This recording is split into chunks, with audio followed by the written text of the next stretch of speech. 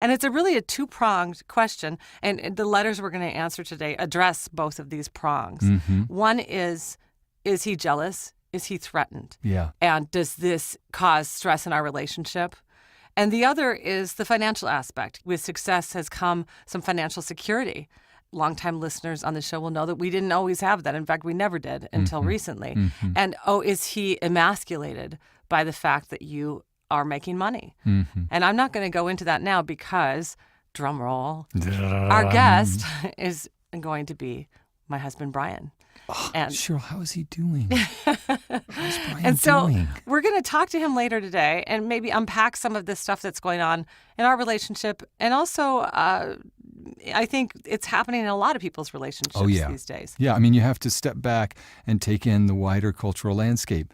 And increasingly, female ambition and success professionally and economically is colliding with the old paradigm. And what happens when the woman is a breadwinner or the primary breadwinner, enjoying professional success, creative success that doesn't eclipse her husband's, but that certainly is, larger by many measures. People talk a good game about feminism and the advances we've made, and then I look around the American landscape at how powerful, ambitious women are perceived and their husbands, and you realize the patriarchy dies hard, man. It's inside of us. Indeed. So let me read this first letter. Yep. Dear Sugar, my husband has a life that many people who are rule followers, such as myself, would envy. When I first met him, it was undeniably a passionate love affair. I'd never dated anyone or known anyone like him before. He successfully took risks, lived all over the world, has many passions, and is a loyal friend. He's 7 years older than me, and we met at work, where his power and seniority at the office was insanely attractive to me. The year we got married, he wanted to take a risk and go back to graduate school to find his dream job. I trusted his judgment, and between his savings, my new job, and some sacrifices, we comfortably lived while he underwent 2 years of graduate school. My husband now has his dream job. I'm proud of everything he's accomplished and what we were able to do together to make it happen. Over the past 4 years, my career has skyrocketed in ways I never could have dreamed of. I've broken through the hypothetical glass ceilings in a male-dominated industry. I'm a huge believer in women in the workplace and always will be. If they become the breadwinner in a marriage, more power to them. Now herein lies my problem. I became the breadwinner in an extreme way. I committed to supporting us for 2 years, but we're going on 4 now, and it will likely be 5.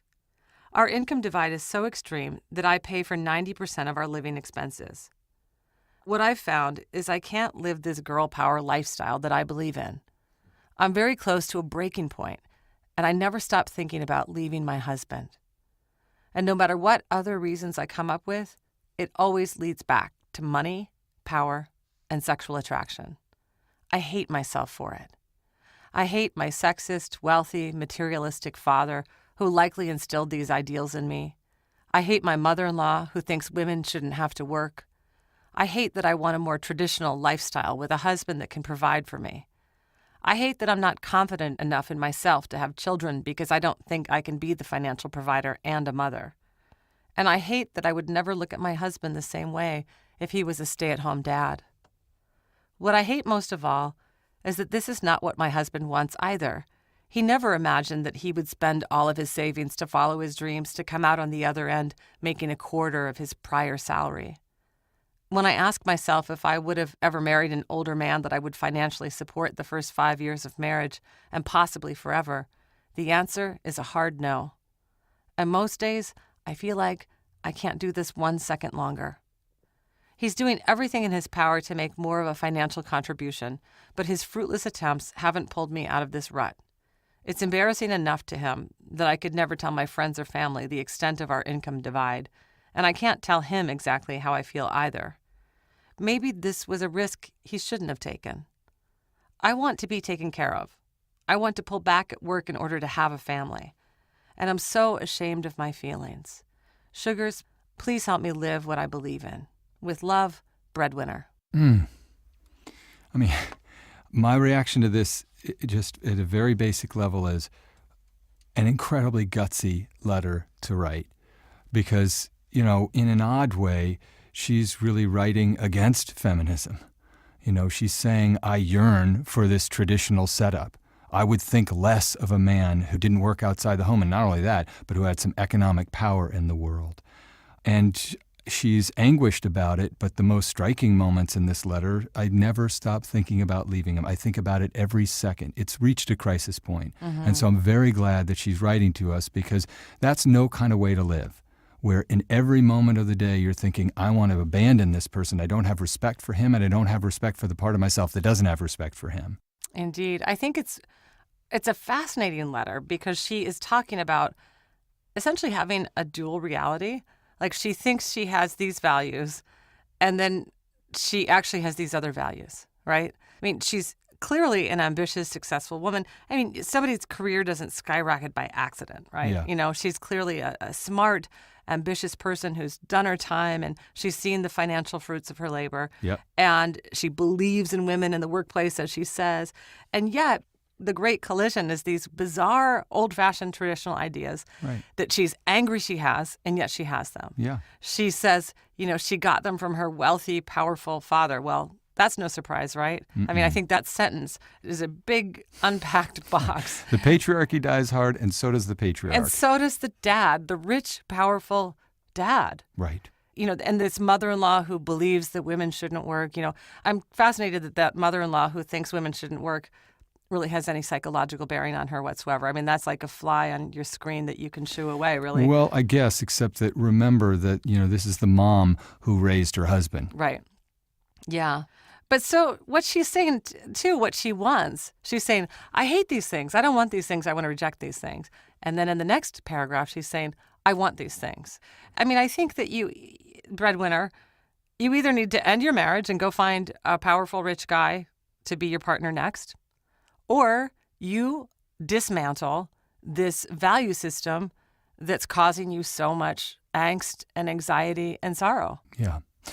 She says, please help me live what I believe. And my question, and I'm sure yours as well, Cheryl, is what do you believe? Yeah.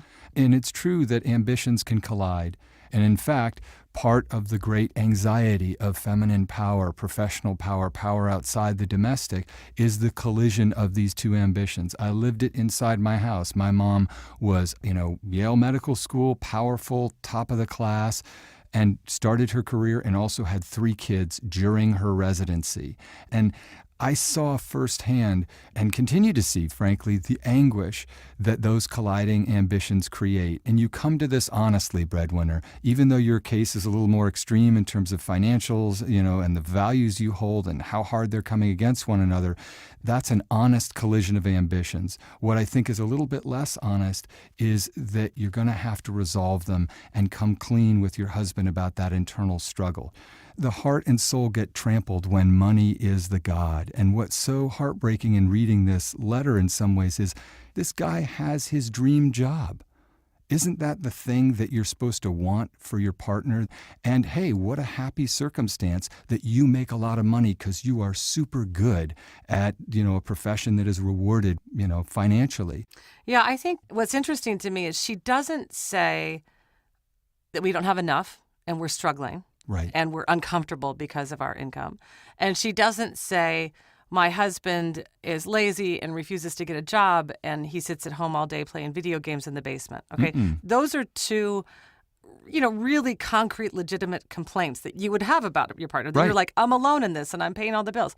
I think the deeper question is, how is your husband's wealth connected to your sense of his masculinity and your sexual desire for him? Yeah. Because that, to me, that is the most troubling aspect of this letter. Yeah. Really, it sounds to me that like you fell in love with your husband. Some of that passion you felt for him early on was really driven by his wealth and his power. Let me quote you, insanely attractive. Right. And so what that comes down to is not asking him to change, but it's about you really, I used that word unpacking before, but really taking a close look at what's contributing to your sense of, essentially it sounds to me like you've fallen out of love with your husband. And maybe the reveal is you never were in love with him. You were in love with His the power. position he occupied, the things he reminded you of in the culture and maybe in your own family system. And then what do you do with that? And I would say that this is really important that you look at that. Now, you say things like, oh, I can't have a baby, I can't start a family and be a provider. Well, that's not the case. I work my hiney off night and day, and I have 2 kids, and I'm absolutely their mom, and I'm absolutely a present mother. Right. My husband isn't what you call a stay-at-home dad. He also has a career, Right. and we both make it work. We'll talk about that more in a minute when Brian comes on the show. Yeah. But, these side issues like, well, I can't do this, and I can't do this, and I feel this way. Breadwinner, I think it's really about you taking a close look at how those values and beliefs about money are influencing your ability to make a decision about whether you want to stay in this marriage or not. Yeah. And that's really a tough thing. In a sense, it's easier to fill the letter with figures about money and he makes this much and we had a plan and so forth than to say, geez, maybe I've fallen out of love with this person because the basis of that love was a kind of false god, that he had power and he had money. And I've been indoctrinated, enculturated into a family where even though I don't like it, I inculcated these values that what is attractive and what makes a man manly and sexy is that he has economic and professional power. It's really easy to say to somebody like this, you must step out from under the shadow of money. And it's really much more difficult to say, okay, those values are inside of you, but are there other things other than money that matter to you? And what are those things? And she's telling us, well, I want to have children. I want to have the experience of being a mother. And I want to be able to do that at the same time. I think, anyway, implied here is that she also wants to be able to work. You're trying to do 2 things that are extraordinarily difficult at the same time, but it is possible. And if that's your ambition, you have to try to make those compatible. And you have to make sure that you love and have the support of your husband. And I don't mean his financial support. I mean his support emotionally and psychologically, as well as maybe financially, to do those 2 difficult things simultaneously. So, as tough as it is to do, I think the thing to consider is how strong is the marriage and how trusting am I to share some of these feelings that I have. Not the I want to leave this marriage every second of the day version of that discussion, but the I have these feelings about how much money matters and how much I associate worth and attractiveness with money and power, and I need to confess those things to you. Mm-hmm. Well, and she says she wants to feel taken care of. And we all know having enough money is one way of feeling taken care of, being provided for in that way. But there are other things that are far more significant. Yeah. I think that having that conversation is going to be really hard because, I'm sensing, she says, my husband's doing everything in his power to make more of a financial contribution, but his fruitless attempts haven't pulled me out of this rut. I think that her husband probably cares about money an awful lot too. Right. And that he probably senses her disappointment. And for a lot of men, the reason that Brian gets that question, and I get that question about Brian, is that, men in our culture, one of the numbers that patriarchy has done on men is their sense of pride and worth is about how much they earn, that it's in some ways embarrassing or shameful if your female partner is earning more. And I just want to say to Breadwinner, you're ashamed that you feel this way, that you want to live in a more traditional way financially with your husband. He's probably ashamed that he's not provided that for you. Mm-hmm. So maybe think about approaching this in this way where you both just say, listen, we're going to both try to speak to each other without judgment or condemnation, to speak honestly and openly about what our values are about money, about traditional gender roles, what your beliefs are versus the way you actually want to live. And, part of maybe meeting in the middle, Breadwinner, with your husband is, like I said earlier, rethinking. I'm not trying to talk you out of these values you hold, but sometimes we need to rethink them in order to make our life work. Last Seen, a new podcast from WBUR and the Boston Globe, investigates the largest unsolved art heist in history. So about the time that he begins putting the duct tape on, he says, this is a robbery. The theft of $500 million worth of art from the Isabella Stewart Gardner Museum in Boston. When the FBI says, we solved it, we know who did it, it's like, no, you don't, because you don't have the paintings. Subscribe and listen to Last Seen now on Apple Podcasts or wherever you get your podcasts. Sponsored by Samuel Adams and ADT Smart Home. I'm Michelle Goldberg. I'm Ross Douthat. And I'm David Leonhardt. We're the hosts of The Argument, a new podcast from the New York Times opinion section. These days, it's more important than ever to listen to people who disagree with you. Maybe they'll teach you something new, or maybe they'll just teach you how to beat them. So listen to The Argument from the New York Times. Subscribe on Apple Podcasts or wherever you like to listen.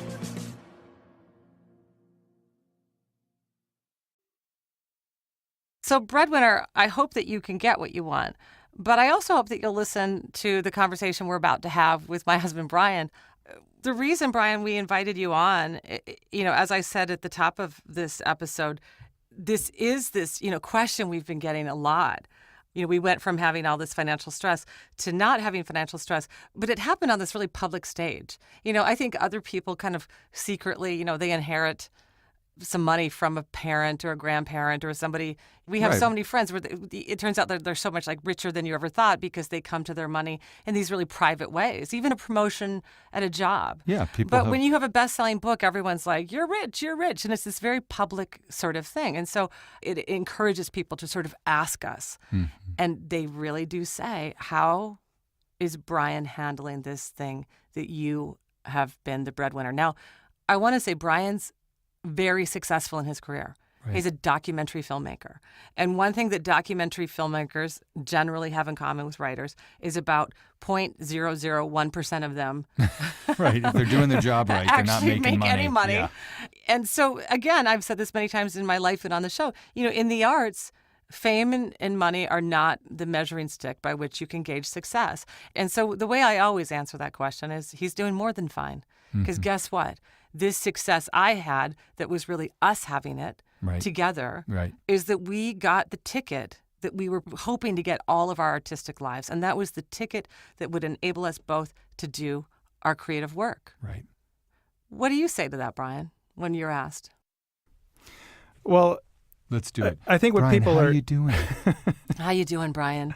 I'm hanging It must in be there. hard that you can now go to the grocery store and buy dinner without having to go to Powell's and sell a bunch of used books first.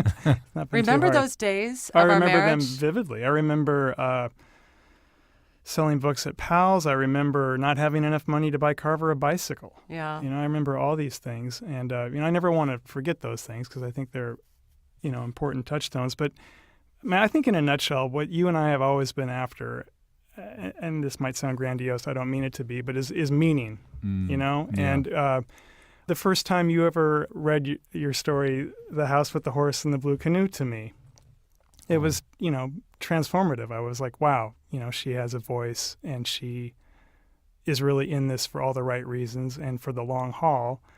And I don't want to speak for you, but I think you felt the same way about me in film. I and did. We just kind of pursued this, and we went to Syracuse when you got your MFA, and we went to, Great Barrington when I worked on that documentary series. And it was never like a hard discussion about, well, okay, now you're the breadwinner and I'm going to work on this. Or, it seemed just kind of a fluid thing where we were both really pursuing our dreams and, just trying to avoid financial calamity. And this incredible thing happened, and there are some people who come up to me, and I can tell that they're thinking that somehow what's happened to you takes something away from me. Yeah. And I just don't understand that line of questioning. Yeah, and it's insulting to both of us. I remember one of our friends, he's been so happy for my success, but he said to me, make sure you give Brian lots of blowjobs. Wow. And that's good advice. And I laughed, but I also knew what he meant. I knew exactly what he meant. And that was, make sure that you make Brian feel like the man. Right. And I really feel that over and over again, that's come up over and over again. So it's insulting to me, and it's insulting to Brian. It implies something about gender that we've both rejected. And one thing, when Brian was talking, I would say when it comes to money, that's been really helpful to us. And breadwinner, I don't know if this might be helpful for you when you think about trying to really come together with your husband instead of feel like you're on opposing sides, is that it was always our problem. So when we were broke, we were in a pickle together. Right. We didn't fight about money. I remember Yeah. just right in the heat of the whole, financial turmoil.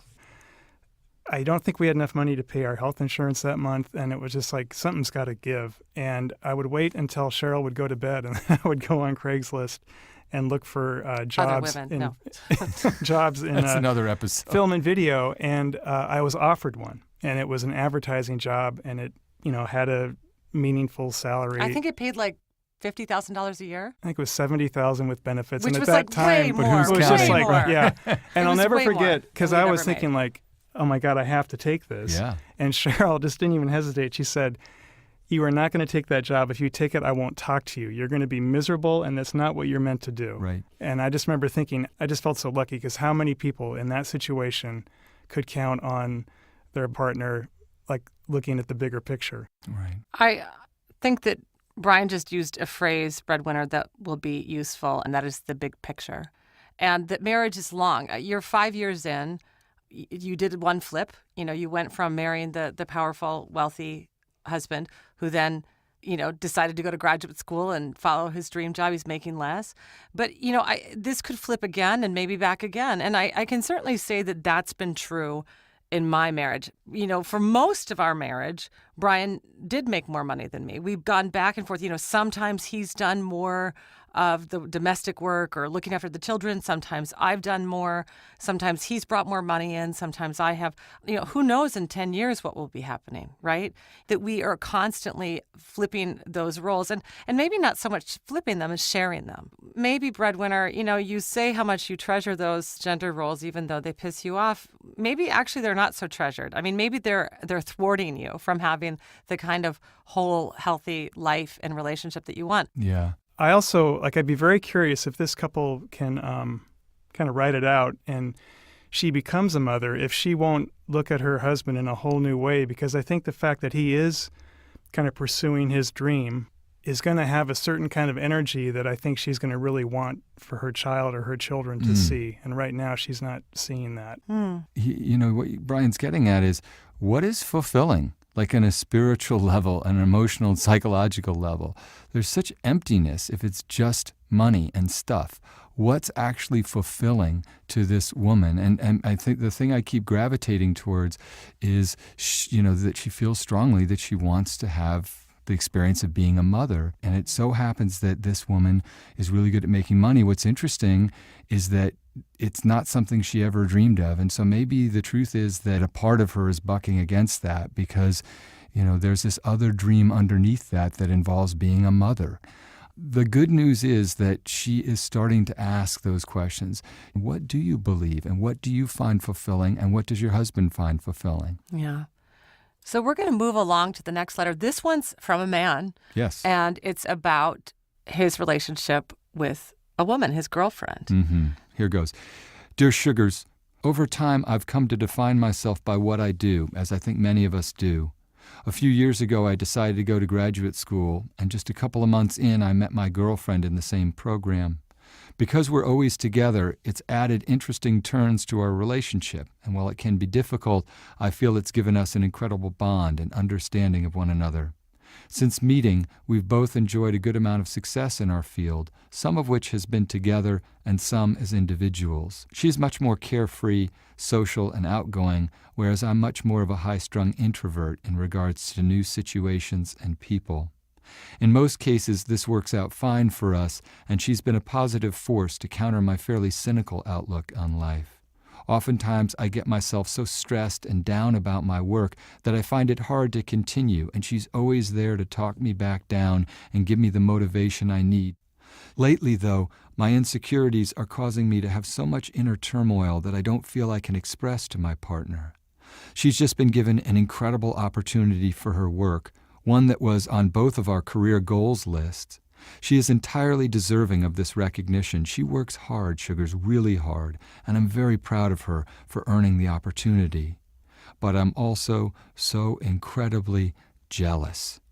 I'm more jealous than I am happy for her. I feel like I have a raging, jealous bitch monster inside me that I can't get to shut up. I don't want to feel this way. I even know that if I had attempted to get the same opportunity she did, which I didn't, I'm not ready for it anyway. So it's not that she got what I think I should have gotten. It's that I can't help but think of all the other great things that will come to her following this, and then conversely, I wonder what it will be like if my own practice never takes off while hers flourishes. I don't want to bring up my jealousy with her and have my usual negativity rain on her parade. I don't want her to think of me as a burden as she is preparing, or worse, feel afraid to keep me in the loop about any part of this opportunity for fear of hurting my feelings, though I fear this has already happened. After she received her news, I only found out because a professor was discussing it with her while I was in the room. Sugars, how do I combat the jealousy of her success? Do I let her know how I feel? I don't want to damage my relationship because I love her, and really, I want her to be by my side. Sincerely, Envy. It's a hard one, but I think that, first of all, Envy, I want to say to you, it's okay that you have this feeling. We've seen this subject come up over and over in all sorts of situations, right? Romantic jealousy, professional jealousy, we're jealous of friends, of siblings, on and on and on. Yeah. And so it's a very natural emotion. And the question is always, how much power do you give it? Because this is your problem, Envy. And what I love about this letter is it is. You say, right. She deserved this recognition. I didn't. I haven't done that particular work. She did. And that you're happy for her. You're sincerely happy for her. And so you're owning these feelings, but I think it's really important that she hears that loud and clear, because I think that her first instinct is going to feel blamed or condemned, or like she needs to be apologetic about this achievement, and she doesn't, and you know that. Right. And so I think really thinking deeply about the nature of jealousy, and that's about you. That's about your relationship to your work, your relationship to yourself, right. and your relationship to the feeling you have when you see other people getting what you someday hope to get. And so, really owning that first and doing some internal work to resolve some of those feelings will be one of the things that's important before you bring it to your girlfriend. Well, the one thing I would say that is clear to me about this situation and all situations that are like this is, look, shame is the feeling not that I did bad things, but that I am bad. It is the moment where you go from, I know she had the success and I know she deserved it, and I wasn't ready for it yet, to what he then leaps to, and I will never achieve. Mm-hmm. I am not good in the way that she is. I will never have a practice that flourishes. That's the shame feeling, that I am, not that I did something bad, but that I am something bad. And I think the idea is when we feel, shameful feelings, and this is true, of course, as breadwinner as well, our first instinct is to hide them. Shame feasts on silence. It gets larger and it expands. Yeah, and I think that she already knows, Envy, about this feeling you have, because clearly she didn't share with you. And it was because she didn't want to hurt your feelings and upset you. And so I think Steve is right about sharing, but let's talk more deeply about that, more specifically about that, because I do think when it comes to jealousy, you need to be really careful about how you share those feelings. And one of the pieces of advice that I gave to Breadwinner in our previous discussion was this idea of shifting your feeling. Like right now, you're on one side, the person who didn't get the thing, and your girlfriend's on the other side. And instead shifting it to say, we're in this together, and you got something that we both want, and here's how I feel about it. I wonder if you even remember this, Brian. I forgot about it until Steve was reading Envy's letter. Mm-hmm. Brian and I, when we first were living together, it was before we were married, we decided we wanted to apply to this artist residency in Minnesota. I'm from Minnesota. Mm-hmm. There's this residency in this little town, and we put in our applications, and we had to apply separately, but we also made it clear in our applications that we were partners. And Brian was saying, I'm going to work on this film. And I was saying, I'm going to work on this book. And we applied. And Brian was given a residency and I was not. Mm. Do you remember this, Brian? I do. How did that feel to you? It felt awful. Yeah. And what was awful? What were the feelings that went into awful? It was complex. It was like, because my letter was just addressed to me. And so I read it. I'm like, wow, I got in. And then, and my letter was also addressed to me, and I didn't get in. Right. I think we had a bit of a fight about it. We didn't have a fight, but I was jealous. I was stung. I was embarrassed. Mm-hmm. I mean, and this is, Envy at least can say, well, I didn't even go up for this award, so it wasn't a competition and she was chosen. But in my case, it was honestly that, like, Brian was accepted and I wasn't. Right. And so they said to Brian, we value your work more, at this moment. We're assessing that you're more worthy of our support. Right. And it stung. But yet we really, as a couple, I had to say to him, I'm jealous and my feelings are hurt. And there was this extra layer because it was in Minnesota. Right. And I'm from Minnesota. But also what we decided to do, we remember we talked like, well, certainly this doesn't mean that Brian should decline the opportunity. Mm-hmm. Like, we're not going to give in to this idea like, oh, Cheryl's jealous and so Brian can't do this. Right. We together, and this is what I'm saying, Envy, is, enlist each other, like enlist your partner in unpacking these emotions, because I'm going to guess that she relates to your emotion. Like, the reason she didn't want to tell you that she got this opportunity is because she does feel kind of like, oh, I don't want to hurt his feelings. Right. So she's already on your side. Right. So allow her to be by letting her in. I think it might be helpful for me, if not for the listeners and the letter writer, is to distinguish between envy and jealousy. I feel like we're using them interchangeably. Mm-hmm. When I was at film school at Columbia, you could get free counseling if you were experiencing some kind of psychological block that was tied to your work. And I was needing to write and direct my thesis film, and I was at a complete standstill. Just couldn't work on it, couldn't do anything. And so I got to avail myself to a learned psychiatrist, Dr. Anderson, and he was so helpful. And he gave me a very pithy distinction between jealousy and envy, which I don't remember. Well, I can tell you, I think, because I've thought about this for a few thousand years, jealousy is the desire to hold on to what you have and the fear of losing that, and envy involves wanting what somebody else has. Perfect, yes. It helped, for some reason, crystallize in my mind the fact that, I put myself through college and graduate school, and I never had asked my parents, which in my case is my mom, for any help in any way. And I just came to this kind of dead end where I just needed some time to work on the film. And so I asked my mom for, a small amount of money, and she said, of course. But anyway, there was something about the jealousy envy thing that helped me realize that I was worth asking that, and I just wonder if in Envy's thing, there's some kind of self-worth thing going on where maybe he truly isn't ready for that position he applied for, but I wonder what else is going on that he's kind of not holding himself back. Yeah, that he's not realizing his own full strength and voice, and he's resenting her for doing it. He wants to some extent to feel that he's as accomplished and good in this particular field as his girlfriend, that he'll do as well as she will do. But underneath that, I think, he wants to feel that he's as secure in himself as his girlfriend is, because sort of the basis of being able to do good work and be ambitious is a kind of self-belief and a valuing of the self.